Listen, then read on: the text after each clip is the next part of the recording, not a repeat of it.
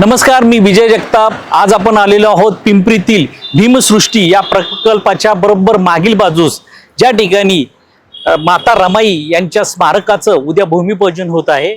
आणि हे एखाद्या महानगरपालिकेने उभारलेलं माता रमाईंचं पहिलं स्मारक असणार आहे, की जे पिंपरी चिंचवडमध्ये उभारलं जात आहे। आपण हा जो बोर्ड पाहत आहोत या जागेची पण फार मोठी संघर्षाची कहाणी आहे।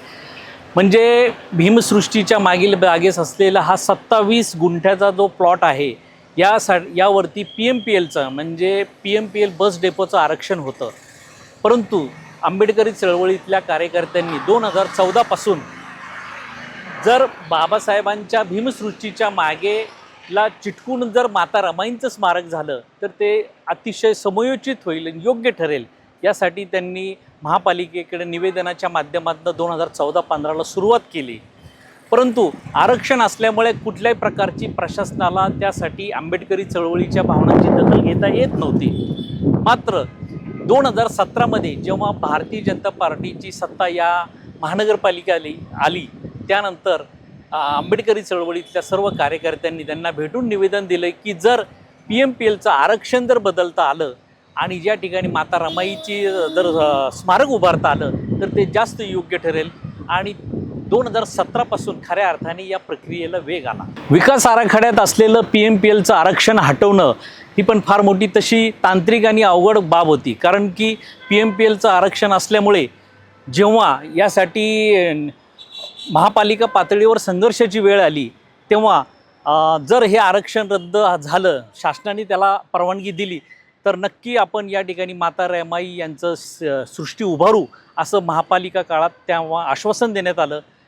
आणि आंबेडकरी चळवळीतल्या कार्यकर्त्यांनी मग एक डॉक्टर भीमराव आंबेडकर म्हणजे बाबासाहेब आंबेडकरांचे नातू यांचं नेतृत्वाखाली यासाठी एक कमिटी स्थापन केली।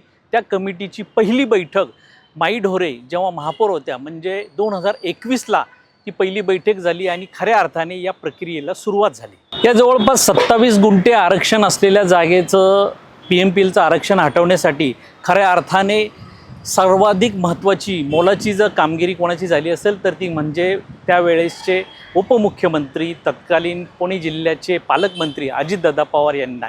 अजितदादा पवार यांनी आंबेडकरी चळवळीतल्या कार्यकर्त्यांच्या भावना लक्षात घेतल्या आणि तत्कालीन PMPLच्या अधिकाऱ्यांना याविषयी सांगून आरक्षणात काय बदल करता येईल का त्यासाठीचा प्रस्ताव द्यायला सांगितलं। PMPLच्या अधिकाऱ्यांनी जेव्हा ह्याची पाहणी केली तेव्हा त्यांच्या असं लक्षात आलं की भीमसृष्टीच्या मागे असलेली या जागेत जर अतिशय छोटी जागा असल्यामुळे आणि या ठिकाणी PMPLच्या बसला टर्न मारणे, U-टर्न मारणे किंवा ह्या बस लावण्यासाठी ही जागा अतिशय छोटी आणि अपुरी आहे।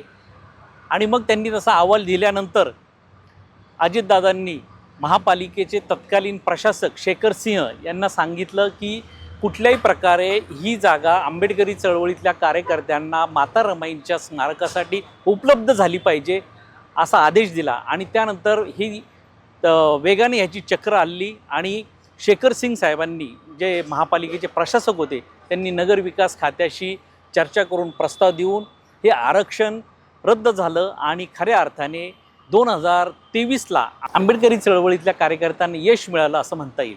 करोडोंच्या संख्येने असलेल्या आंबेडकरी चळवळीतील कार्यकर्त्यांच्या हृदयामध्ये माता रमाई यांच्याबद्दल एक हळवा कोपरा कायम राहिलेला आहे। एखाद्या महानगरपालिकेने माता रमाई यांचं स्मारक उभारण्याचं देशातला या पहिल्या प्रयोगाचं म्हणूनच फार विशेष महत्त्व आहे।